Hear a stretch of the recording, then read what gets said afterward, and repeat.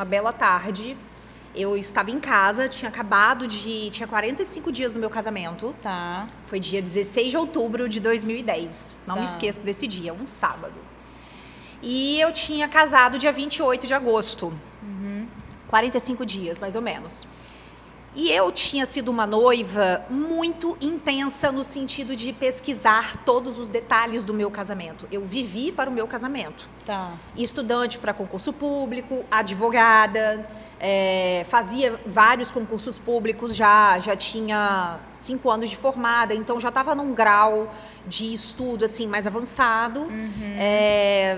A família toda já na expectativa de que alguma hora, em algum concurso, eu fosse passar e tudo mais. Estudei em São Paulo, fiz especialização, morei 1 ano e meio em São Paulo. E aí fiquei noiva. Nisso que eu voltei de São Paulo, fiquei noiva. E meu marido, né, até então meu noivo, falou, cara, a gente precisa organizar nosso casamento. Foi só ele falar essa palavra que o hiperfoco entrou na pessoa. E aí eu hiperfoquei demais, durante 1 ano e meio. Quando eu vi, eu era a única noiva das minhas amigas até então. Fui a primeira a casar. Tá. E aí não tinha ninguém para eu conversar sobre esse assunto, né? E assim, a internet não existia, Instagram ainda. Era um meio muito diferente de falar com as pessoas, né? Então existiam blogs. E existiam 2 blogs em São Paulo que falavam muito sobre casamento. E eu era fissurada no conteúdo delas. Então, eu entrava no blog, era aquela coisa de você entrar no blog, porque a pessoa soltava, 2 matérias por dia, porque, para quem não pegou essa época de blog, era como se fosse um diário virtual mesmo, né? Sim. Então, que as pessoas sentavam ali para escrever, para falar, para colocar inspirações. Então, eu lia aquilo todos os dias. E como eu já tinha morado em São Paulo, então eu tinha acesso a muito material, a fornecedores que eram de São Paulo, então eu acabava pesquisando no Google, porque ainda era Google, não era Pinterest, nem nada. Nem TikTok. Nada, era revista. Eu ia na banca comprar revista de casamento. Eu entrava nos sites da Vogue Espanha, Vogue Itália, comprava as revistas de fora para poder ter inspiração, revistas de decoração, que falavam decorações de festas que tinham naquela época. Então eu fui montando um material assim, monstro, sabe, para casamento. E fui buscando minha identidade durante 1 ano e meio ali, pesquisando. Para o seu casamento. Para o meu casamento. Tá. E aí amei esse universo, fiquei apaixonada, falei, gente, eu amei isso, gostei muito, mas jamais imaginaria que um dia eu trabalharia com isso. E me deixei viver. Fiquei quase um ano aí organizando tudo. Quando passou o casamento, eu fui pra minha lua de mel, gente, chorando. Chorando. Meu marido não entendia nada, mas, meu Deus, o que tá acontecendo? Foi tudo lindo, perfeito, do jeito que você quis. A gente fez a festa maravilhosa, todo mundo tá apaixonado, mas você tá aqui chorando. Eu falava, tô chorando. Porque acabou. Porque acabou. Ficou aquela síndrome do ninho vazio, porque eu não ia pesquisar mais. A minha rotina era toda por conta de organizar o casamento, de visitar fornecedores, de pesquisar fotos, salvar. Eu tinha gigas de foto no meu notebook na época. Enfim, material super assim, extenso. E eu não tinha mais nada para fazer. Meio que perde o sentido, né? Perdeu o sentido para você naquele momento. Perdeu o sentido naquele momento. Aí, eis que uma tarde de outubro, voltando ao início da nossa conversa, eu falei, cara, eu vou criar um blog para me satisfazer. Eu não vou falar para ninguém. Sim. Mas só para eu colocar ali as informações e tal. E qual vai ser o nome desse blog? Eu pensei, cara, peguei o buquê. Porque eu tinha pegado o buquê antes de ficar noiva. E aí, na época, eu coloquei, peguei o buquê e agora? Hoje é só peguei o buquê, né? Sim. Enfim, por conta de marca e tudo mais, de marca registrada. Acabou que eu entendi que o nome tinha que ser menor. Mas se você entrar no Facebook, peguei o buquê e agora? Porque eu queria dizer o quê? Agora a gente... O que você vai fazer, O que a gente vai fazer e tal. E todos os dias eu escrevia. E era, assim, uma coisa que me deixava mais tranquila, conseguia alimentar aquele ego, aquela coisa que tinha ficado, aquele vazio que tinha ficado. E aí eu lembro que minhas amigas até comentavam, cara, esquece, muda. Casou, vamos pra próxima. Já era, vai fazer outra coisa, tal. E eu falava, não, quero falar sobre isso, então já que eu não posso falar com vocês, eu vou falar com a internet. E algumas pessoas começaram a me descobrir. Na época, meu casamento foi super grande. Tá.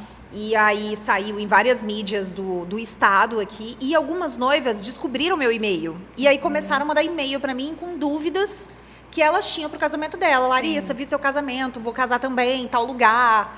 Ai, com tal decorador, como é que você viu isso? Viu isso? E aí eu comecei a pegar essas dúvidas e responder No blog. no blog. E eu fazia mais, porque, tipo assim, muito curiosa, muito hiperfocada, essa coisa do hiperfoco. Eu pensei o seguinte, eu vou melhorar no que eu via nos outros sites, no meu Sim. espaço. Sim. Porque elas tinham pouca foto. E como eu já tinha passado pela fase noiva, eu sabia o que é as dores da noiva. Então, eu trazia 1 milhão de inspirações de buquês de camélias. Tá. 1 milhão de inspirações de vestidos de noiva com renda. Eu pesquisava horas e horas e horas. E, enfim, ficava muito tempo nisso. Só que o tempo foi passando. Eu continuei pesquisando. Eu continuei não saindo do hiperfoco. E você comecei não ia a casar largar de o novo? concurso público. Não ia casar de novo. E aí, entrei naquela crise.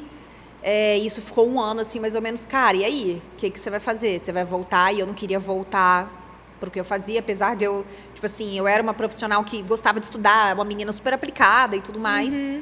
Mas eu gostava muito de casamento. E aí eu fiquei num limbo durante um período pra... Enfim, o que eu vou fazer da minha vida? Sim, até para entender como é que isso ia te dar retorno financeiro também, que você Não. precisava pagar as contas, né? E tudo começou totalmente despretensioso, e até nessa época. Mas nessa época, eu nem tinha esse pensamento. Como que eu vou ganhar dinheiro com isso? Como que eu vou largar isso e voltar ao que eu faço originalmente, entendeu? E aí, conversei com meu marido a respeito. Meu marido falou, olha, eu acho que você tem que tentar, né? Se você gosta disso, tal. Eu sei que é uma coisa meio arriscada. Enfim, 2012, a gente está falando de 2012...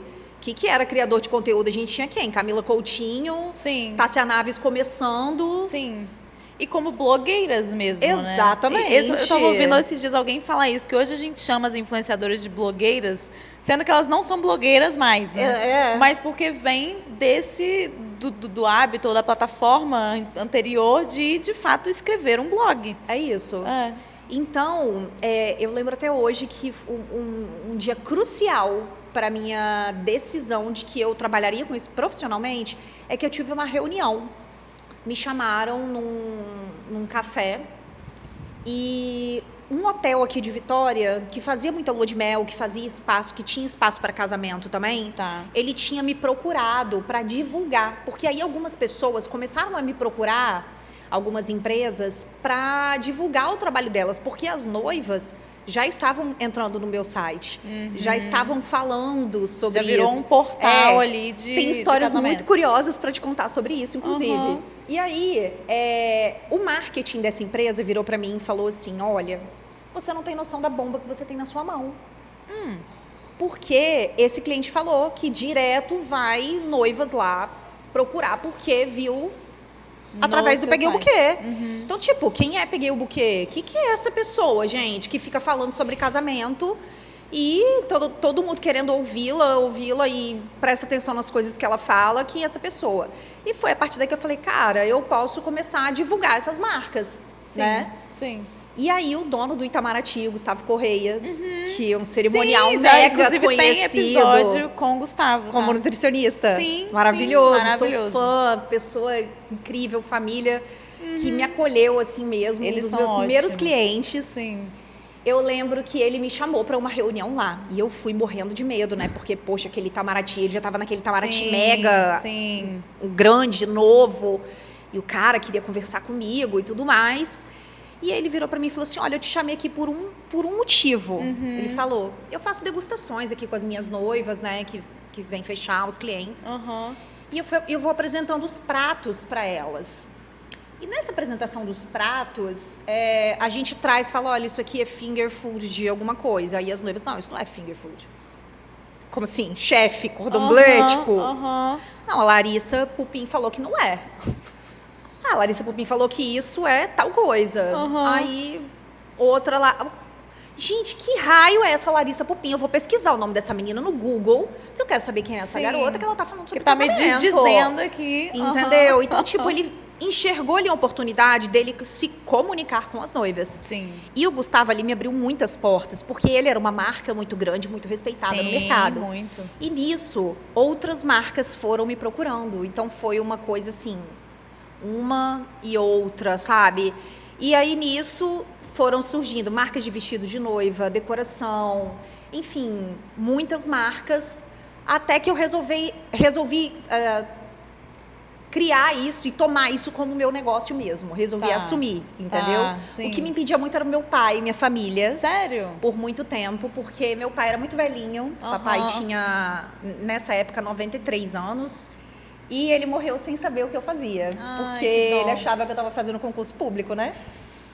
E existia toda uma pressão familiar dos meus irmãos. Enfim, nossa, mas você é advogada, formada... Vai ficar escrevendo, estudou nas melhores faculdades, em Vitória, em São Paulo, fez os melhores cursos, um super investimento na sua carreira, e agora você vai falar na internet? Tipo, oi? Então eu fiquei com muito preconceito comigo mesma. Não, se hoje ainda existe isso, imagina 2012, quando você começou. Exatamente. E eu só larguei esse preconceito comigo mesma em 2014. É mesmo? 10 anos. Há 10 anos. E aconteceu alguma coisa pra isso? Meu pai morreu. E aí as coisas, tipo, que eu nunca acreditava que aconteceriam. Eu tinha muito medo do meu pai morrer, porque meu pai era, assim, minha base da vida, né? Minha pessoa da vida.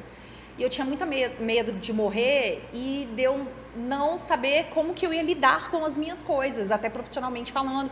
Porque ele sempre falava, cara, estuda para concurso, eu te banco, é isso, tá tudo certo. E ele morreu. E aí foi aquele medo geral, tipo, o que eu vou fazer? Sim. E, cara, Deus prospera tanto, assim, pelas coisas, que as coisas foram acontecendo de uma maneira extraordinária nesse ano, assim. Foi um ano de crescimento absurdo do meu negócio, assim, de fazer meu primeiro grande evento e de marcas de São Paulo virem atrás de mim, de eu ter projeção fora do estado. Então foi um ano que eu estourei assim mesmo, sabe? Sim.